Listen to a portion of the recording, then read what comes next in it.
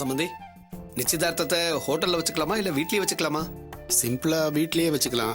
முக்கியமான சொந்தக்காரங்களை மட்டும் கூப்பிட்டா போதும். நீங்க சொல்றதும் சரிதான். என்ன சொல்ற மரகதம்?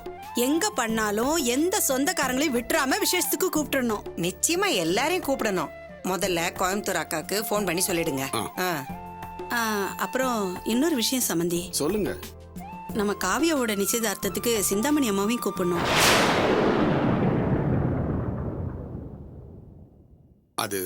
அது வந்து நீங்க என்ன சொல்ல வரீங்கன்னு எனக்கு புரியுதுங்க. உங்க குடும்பத்துல நடந்த பிரச்சனை என்னங்கறத ஏற்கனவே சிந்தாமணி அம்மா என்கிட்ட சொல்லிட்டாங்க. அவங்க எப்படி உங்களுக்கு தெரியும்? எங்க மோனிகாவை அவங்க தான் பொறுக்கி பசங்க கிட்ட இருந்து காப்பாத்தி கூட்டிட்டு வந்தாங்க. வந்தவங்க இங்க காவியாவோட போட்டோவை பார்த்துட்டு என்ன ஏதுன்னு விவரம் கேட்டாங்க. நான் சொன்னேன் எங்க பையனுக்கு பாத்துருக்கிற பொண்ணுன்னு. அவங்களும் ரொம்ப பெருமையா சொன்னாங்க காவியாவை பத்தி.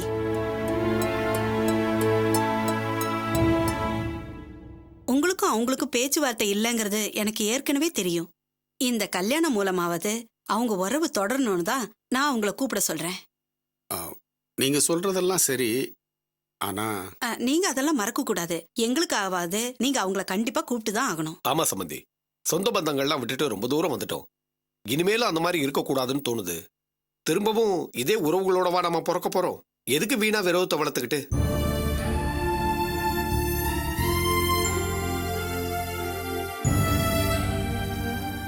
சரிங்க, உங்க விருப்பப்படியே போய் கூப்பிடுறோம். அப்ப நாங்க புறப்படுறோங்க. சரிங்க சம்பந்தி.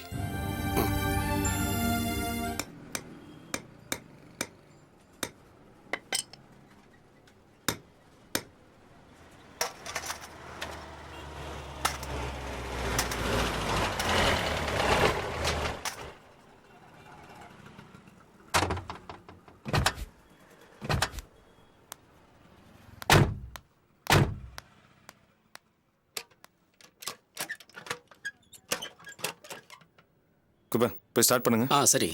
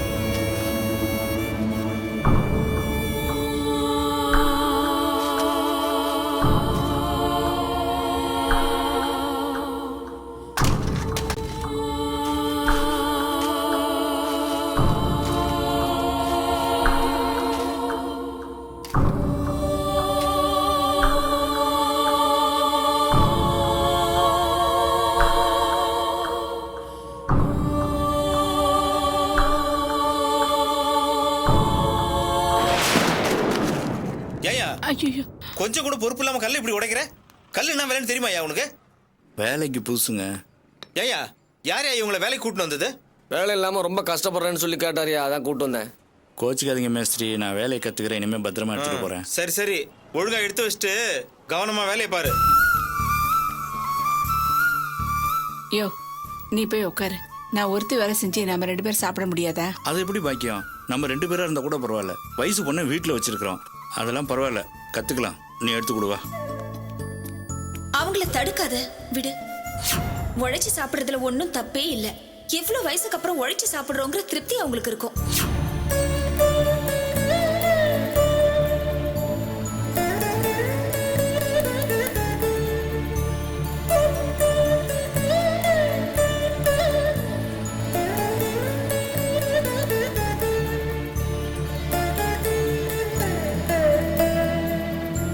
கஷ்டங்கிற ஒரு விஷயத்தை நான் மட்டும்தான் அனுபவிக்கணுங்கிறதுக்காக தானே உங்க எல்லாரையுமே சந்தோஷமா நான் இத்தனை நாள் வச்சுட்டு இருந்தேன். இந்த வயசுக்கு மேல எதுக்குமா போய் கல்லு மண்ணெல்லாம் சுமந்துக்கிட்டு? வண்டி ரெடி ஆச்சுண்ணே. ம் போலாம்.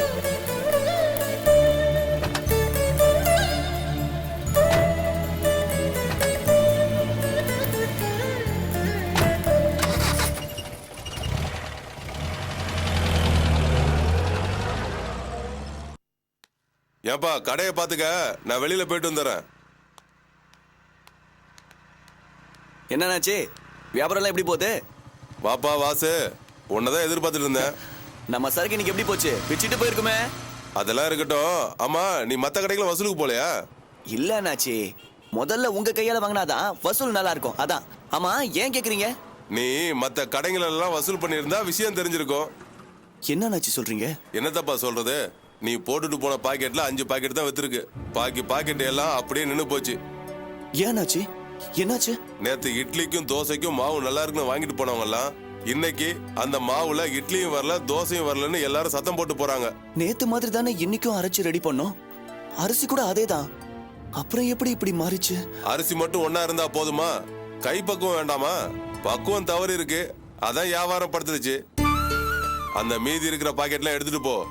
புதுசா வியாபாரம் பண்ற ஒன்ன நம்பினதால எனக்கு நஷ்டம்தான். 5 பாக்கெட் தான் போச்சு, அதுக்கு நான் காசு தர மாட்டேன். பாக்கெட் போறது பெருசு இல்ல வாசு, பக்குவம் கெடாம பாத்துக்கணும். அப்பதான் வியாபாரத்தை தக்க வச்சுக்க முடியும். இங்க பாருப்பா, இந்த மாதிரி மாவு வியாபாரத்துக்கு ஒரே கை பக்குவம் தான் முக்கியம். அது மாறாம நீ பாத்துக்க.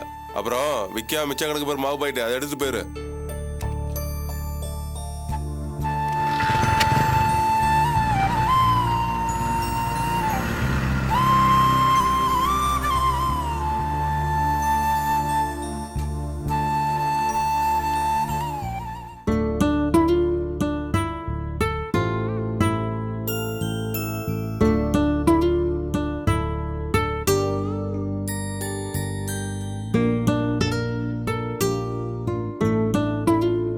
என்ன ராணி, படிக்காம வாசல பாத்துட்டு இருக்க? இல்ல, நேரமாச்சு, இன்னும் அம்மா அப்பாவை காணோம், அதான் பாத்துட்டு இருக்கேன்.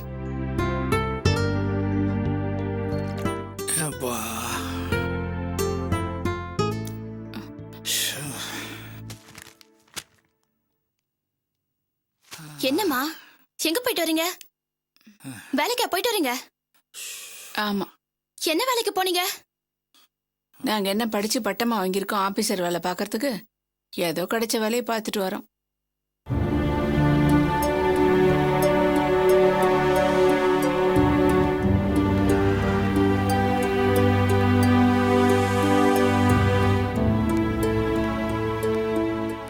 பார்த்தா ஏதோ செய்ய முடியாத வேலையை செஞ்சுட்டு வந்த மாதிரி இருக்கு.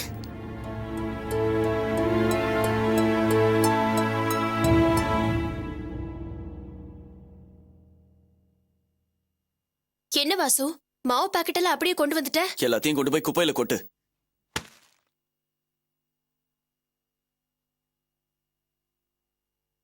என்னாச்சு வாசு?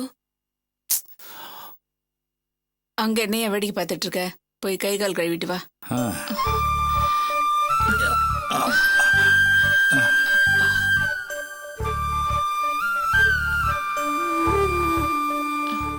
ரொம்ப கலப்பா வந்திருக்கீங்க.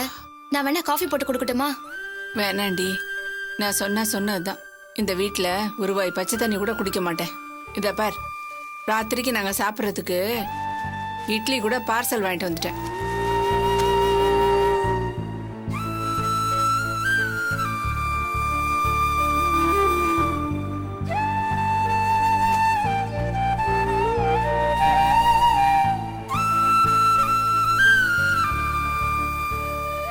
ஏம்பா, வேட்டி சட்டெல்லாம் இப்படி அழுக்காகிற அளவுக்கு என்ன வேலை பார்த்துட்டு வந்தீங்க? சொல்லுங்கப்பா.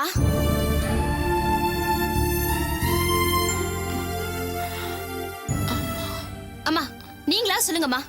பார்த்தா ரோட்டு வேலைக்கு போயிட்டு வந்த மாதிரி இருக்கீங்க. அப்படி என்னதான் வேலைக்கு போயிட்டு வந்தீங்க? அது ஒன்றும் இல்லைம்மா, ஒரு பங்களா வீட்டில் தோட்ட வேலைக்கும் சமையல் வேலைக்கும் புருஷன் முன்னாடி ஆள் வேணும்னு சொன்னாங்க. அதான் அவள் சமையல் வேலையை பார்த்துக்கிட்டா, நான் தோட்ட வேலையை பார்த்தேன்.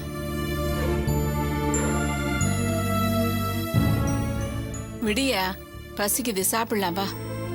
அம்மா, நான் குடிக்க தண்ணி கொண்டு வரட்டுமா? அதெல்லாம் ஒண்ணு வேணாம். தண்ணி கூட நான் வெளியிலேயே பிடிச்சிட்டு வந்துட்டேன். இத பார், நாங்க 2 பேரும் இங்கேயே இருந்துக்கிறோம். எங்க துணியெல்லாம் கூட வெளியே எடுத்து போட்டுரு. நாங்க இங்கேயே படுத்துக்கிறோம், நீ போய் படிப்போ. பாக்கியம்மா, வாங்கண்ணே. இன்னைக்கு வேலை செஞ்ச இடத்துல உங்க வீட்டுக்காரர் செங்கலை போட்டு உடைச்சிட்டார்ல, அதனால மேஸ்திரி நாள்ல இருந்து வேலைக்கு வரணும்னு சொல்லிட்டாரு.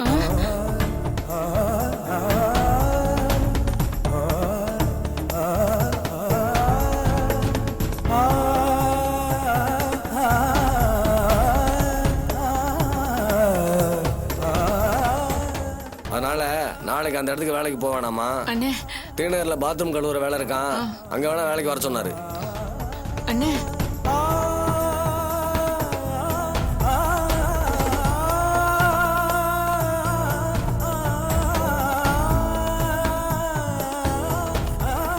கட்டட வேலைக்கு போயிட்டு ஏதோ பங்களால வேலைக்கு போனோம்னு போய் சொல்றீங்களா? ஏன்பா இப்படி போய் சொன்னீங்க? உண்மையை சொல்லிருக்கலாம்ல. இல்லைம்மா, அது வந்து பக்குவம் கெடாம பாத்துக்கணும், அப்பதான் வியாபாரத்தை தக்க வச்சுக்க முடியும். இந்த மாதிரி மாவு வியாபாரத்துக்கு ஒரே கைப்பக்குவம் தான் முக்கியம், அது மாறாம நீ பாத்துக்க. அம்மா மன்னிச்சிருமா, என்ன மன்னிச்சிருமா. நான் தெரியாம உங்களை தப்பா பேசிட்டேம்மா. நீங்க பெத்த புள்ள நான் உயிரோட இருக்கும் போது நீங்க கட்டட வேலைக்கு போய் கஷ்டப்படுறத என்னால தாய்க்க முடியலம்மா. ஒரு என்ன தப்பா பேசுமா, என்ன மன்னிச்சிருக்கமா.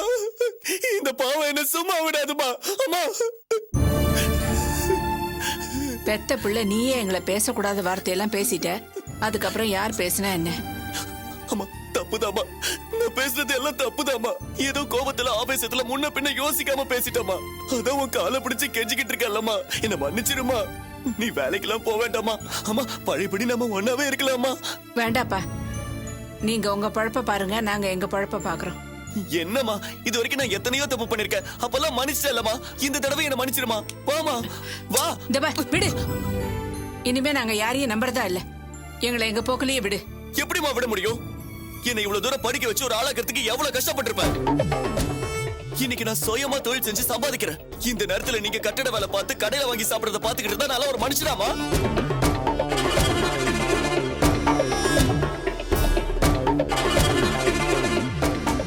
அம்மா நான் சொல்றது கொஞ்சம் கேளுமா. அப்பா நீயாவது அம்மா கிட்ட சொல்லுப்பா, கட்டட வேலைக்கெல்லாம் போய் கஷ்டப்பட வேணாம்னு சொல்லுப்பா.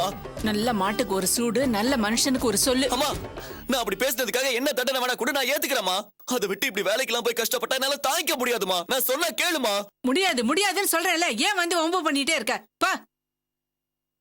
அப்போ உன் முடிவை நீ மாத்திக்க மாட்டல? மாட்டேன். அப்ப நான் என் முடிவை சொல்றேன், நல்லா கேட்டுக்கோ. நான் ஒருத்த உயிரோட இருக்கும் போது நீங்க 2 பேரும் கட்டட வேலைக்கு போய் கஷ்டப்படுறத பார்த்துட்டு என்னால உயிரோட இருக்க முடியாது. நான் இப்பவே தூக்குல தொங்குறேன். வாசு வாசு, டேய் டேய் கதவு திறடா. டேய் வாசு, சொன்னா கேளு, கதவு திற. டேய் சொன்னா கேளுடா. டேய் வாசு, கதவு திறடா. டேய் கதவு திற. டேய் கதவு திறடா. வாசு கதவு திற. டேய் கதவு திற. சொன்னா கேளுப்பா. டேய் வாசு, டேய் அவசரப்பட்டு எதுவும் பண்ணிடாதடா. டேய் கதவு திறடா.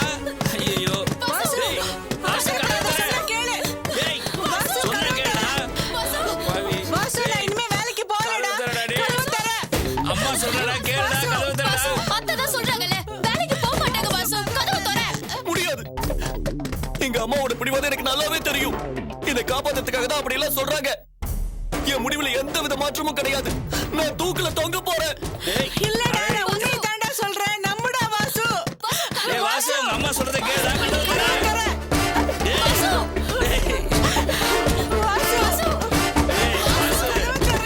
டேய் அவசர உடைச்சிட்டு வரணுமே, என்ன பண்றது? அவசரப்பட்டு என்ன ஐயோ வாசு, கதவு தர வாசு. வாசு. வாசு, தட்டுங்க நல்லா தட்டுங்க. கதவு தர. சொல்லிட்டேன் வாசு. வாசு. அதான் அதான் சொல்றீங்க வாசு. கதவு தர. டேய் கதவு திறடா. வாசு சொல்றது கதவு தர. சொல்றத கேளுடா. வாசு. டேய் உள்ள சொல்றத கேளுடா. நான் சொல்றத நம்புடா வாசு, கதவு தரடா. வாசு.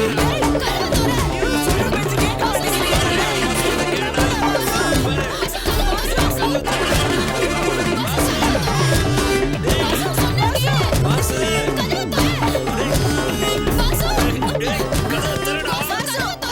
வாசு, வாசு, எப்படியாவது என் புள்ளைய காப்பாத்தீங்க. கதவோட. டேய் வாசு, வாசு, கதவு தரடா.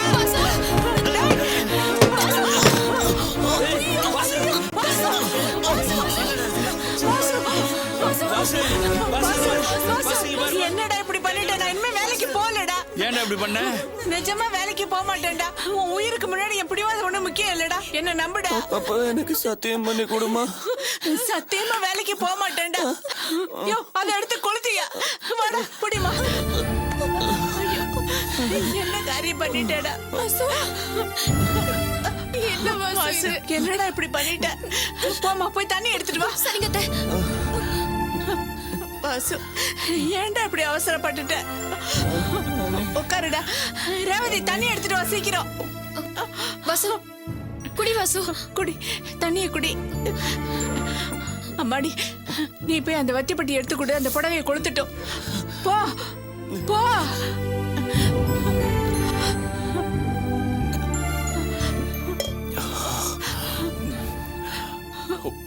வாசு, ஏன்டா இப்படி பண்ண? ஒரு நிமிஷம் என் கொலையும் ஆடி போச்சு தெரியுமா? இன்னொரு வாட்டி இந்த மாதிரி எல்லாம் பண்ணாதடா. என்னால தாங்க முடியாது. சரி, புடவையை கொளுத்திட்டாங்களான்னு பாத்துட்டு வந்துடுறேன்.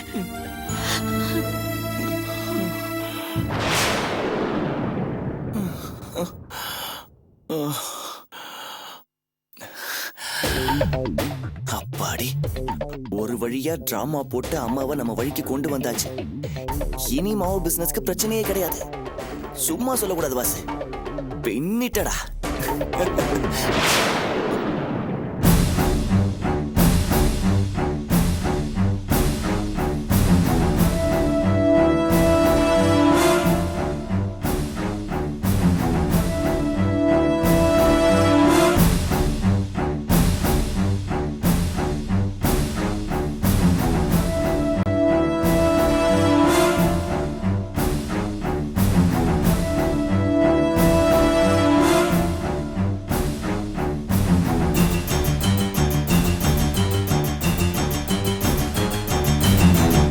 இன்னைக்கு எடுத்துட்டு போன மாவு பாக்கெட் எல்லாம் ரிட்டர்ன் ஆயிடுச்சு.